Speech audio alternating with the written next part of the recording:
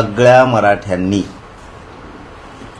महाराष्ट्रात समान आडनाव असलेले सारखे आडनाव असलेल्या लोकांनी त्यांचे कुणबी प्रमाणपत्र निघालंय का बघा आणि सगळ्यांनी अर्ज करून कुणबी प्रमाणपत्र काढा, प्रतिज्ञापत्र देऊन हे काम सुरू करा। आणि माझं या प्रेसच्या माध्यमातून सरकारलाही म्हणणं आहे, जे 58 लाख नोंदी निघाल्यात, विशेष करून विखे पाटील साहेबाला आणि फडणवीस साहेबांना माझं म्हणणं आहे, जे 58 लाख नोंदी निघाल्यात त्या 58 लाख नोंदीची यादी प्रत्येक ग्रामपंचायतला लावा। एक दुसरं, केसेस मागं घ्यायच्या राहिल्यात बऱ्याच त्या पटापटा घ्या। तिसरं, बलिदान गेलेले कुटुंब काही राहिलेत मराठा आरक्षणासाठी त्यांची निधी ताबडतोब द्या लगेच। तुम्ही घोळ घालू नका बरं का, तुम्हाला सांगतो विखे पाटील साहेब आणि फडणवीस साहेब, त्यांच्या नोकऱ्या तातडीनं द्या, केसेस एक पण ठेवू नका। सातारा संस्थांचं गॅजेटियर घ्या, औंधचं घ्या, पुण्याचं घ्या, कोल्हापूरचं घ्या, पटापट घ्या, हे कामं मागं ठेवू नका।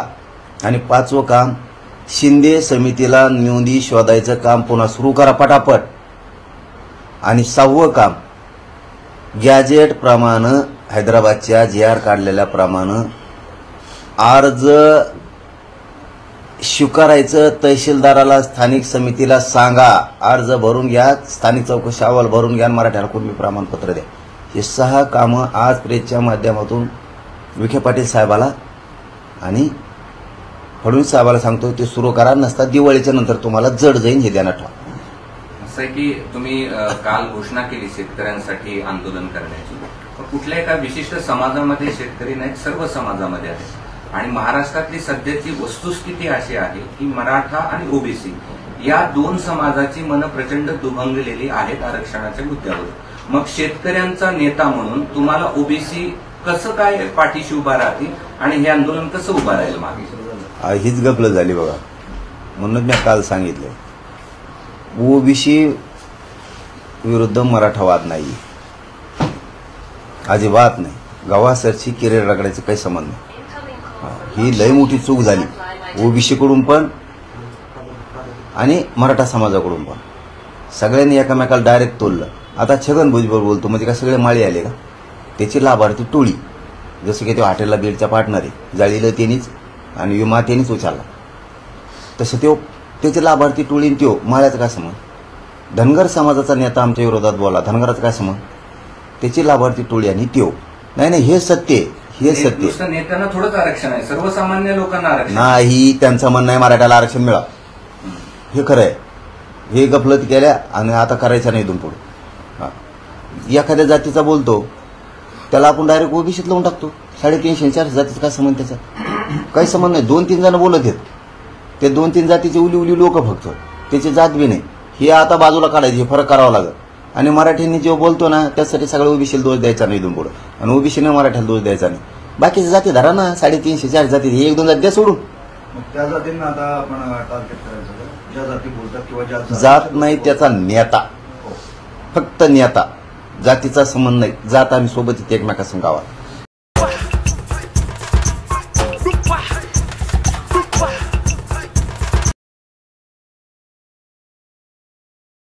फक्त हे बोलायला पाहिजे होतं मागच, ते बोलण्यात नाही आलं, लवकर डाव लक्षात नाही आली। हे छगन भुजबळ ते काय करत, ओबीसी नावाखाली राजकीय स्वार्थ साधून घेते तर मोकळे होते।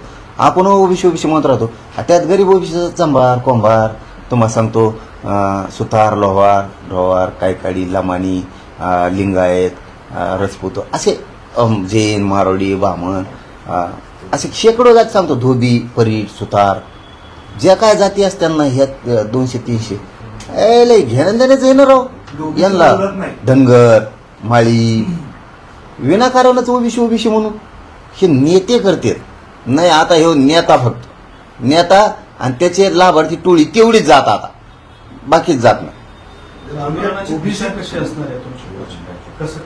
नाही आता मी याच्यात नवीन आहे, हे शेतकऱ्याच्या संकटात सापडलाय।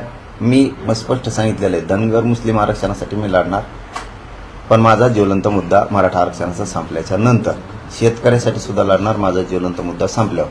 पण अचानक संकट उभा राहिलं शेतकऱ्याचं, मग का बोलायचं नाही का? म्हणून आता काय करतो आम्ही, दिवाळीपर्यंत सरकारला सांगितलं, त्यांनी केलं हाई, नसता दिवाळीच्या नंतर एखाद्या पठाणाला महाराष्ट्राची बैठक लावतो आम्ही, त्याच्यात शेतकरी संघटनेचे सगळ्या अध्यक्ष पदाधिकारी, त्यांचे अभ्यासक, त्यांचे जुनेसुद्धा माणसं म्हातारे खूप आहेत, त्यांच्यात वयानं झालेले ते, यांना सगळ्यांना आव्हान करून एका जागेवर बोलवतो कोणत्या दिवशी तारीख डिक्लेअर करायची आंदोलनाची. पण हे आंदोलन असं होणार मग ऐतिहासिक होणार, निर्णायक होणार आणि शेतकऱ्याला 100-200 वर्षात जे न्याय मिळाला नाही ते मिळणार. हमी भावासाठी लढा लढणारा तुकडाच पाडणार त्याचा, पुन्हा नाही. कर्जमाफी सगळी मुक्तीसाठी, कर्जमुक्तीसाठी होणार. नुकसान भरपाई 100% होणार. पीक विमे 5-5, 6-6 वर्षापासून मिळाले नाहीत, त्याच्यासाठी पण ही फाईट होणार आहे. ही खूप मोठी लढाई होणार आहे. त्यांनी त्या 3 ट्रिगर बसवले त्याच्यावरती, त्याच्याबद्दल होणार आहे. शेतकऱ्यांना नोकरीचा दर्जा द्या म्हणून पण होणार आहे. शेतकऱ्यांना पेन्शन द्या म्हणून बी लढा होणार आहे. त्याच्या दुधाला भाव नाही, त्याच्या फळाला भाव नाही, त्याच्या कशाचाच भाव नाही. अनेक जे आता त्या बैठकीत सांगतील ना, या मागण्या करायच्या म्हणून हे विषय. बलिदान जे कुटुंबाने आत्महत्या केल्या शेतकऱ्यांनी, 70-80 हजार आत्महत्या असते. वाटोळ झालं ना, या जो मरणाच्या जागा पडल्यात ना मोकळ्या, कशाला जागा काढानं भरून द्या. शेतकरी देशाला राज्याला पोषितो ना, सरकार शेतकरी जाणतो ना, द्या नोकऱ्या आत्महत्या केलेल्या कुटुंबाला.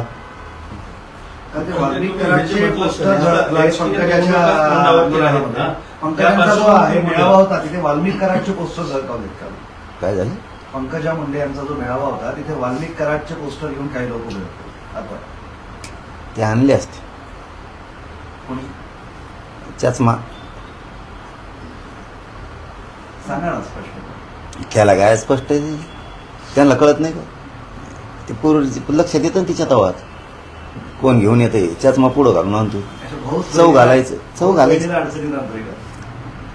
बापाच्या जागा कामाला डाग लागला पाहिजे ना, मग कोणी लावायचा? यायचं चष्म्यावालीने घेऊन 10-5 जण लारडा करायला लावायचा, चांगल्या लोकांना डाग लावायचा. धनंजय मुंडेंनी करायला लावलं असं मी काय म्हणू, आम्हाला काय करायचं? ते कसं असणार? दादा आहे ते, रक्त हातून रक्ताने भरलेले असते. दादा आहे. धनंजय मुंडे काल असं म्हणाले की मराठा समाजाला आरक्षण दिलं आम्हाला आनंद आहे, पण आरक्षण म्हणजे ओबीसी मधून देऊ नका, त्यांना ओबीसीतून का घ्यायचंय? तुम्ही कायला घेतलं बंजारा समाजात? कायला घेतलं? लोकांच्या लेकराची नरडी फोडून खायला जमते का? कशाला घ्यायचं बंजारा समाजाचं? नाही घ्यायचं. आपण तर सारखे दिसत नाहीत, कुणाला म्हणायचं आम्ही तुम्ही सारखे दिसतो? हां, कशाला घ्यायचं त्यांचं? अरे आपले बी ढोंगा खाली अंधार असतो, कशाला लोकांच्या काड्या करतो. आणि मराठी जे बरे झाले ना, आता आणखी शाने होते बीड जिल्ह्यात, लय चांगलं झालं. वाक्य असं होतं, मराठा समाजाला आरक्षण दिलं मला आनंद आहे, मात्र काही जणांना ओबीसीचंच आरक्षण खायचं आहे म्हणून तुम्हाला डोळा लावला. मला काय बोलवतो म्हणा ह्याकने, मला टोला लावायला आणि त्याला आम्हाला ओबीसीचं खायचं. आणि तू काय खातोर बंजारा समाजाचं? तू दिसतो त्यांसारखा? कोणाला म्हणतो मी तो यासारखा दिसतो? आम्ही एकच, तुम्ही तसे दिसता का?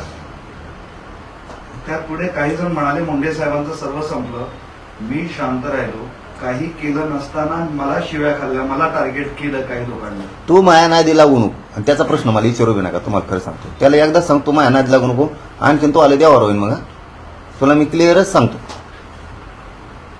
शहाणपणा करायचा नाही. तू तुला नीट राहायचं. तू दादा फादान मी असले मोजीत नसतो. रक्ताने हात भरलेल्या लोकांनी माझ्या जातीवर बोलायचं नाही, माझ्यावर बोलायचं नाही. तू जर माझ्या नादी लागला इथून पुढं तर तुला सांगतो मी दोघाचा बाजार उठीन तुमचा. परत क्लिअर सांगतो. तसलं ते ताकाला जाय आणि ते गाड लपव तसले धंदे नसतात मायापाशी.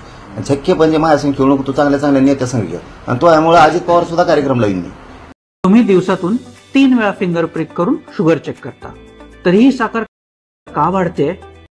मी जर तराला लागलो ना, मी जातीला एवढा कट्टर मानणार आहे की तुम्ही काहीच नाहीत. मग ऐकून घेतोय, शानपणा करायचा नाही उगत.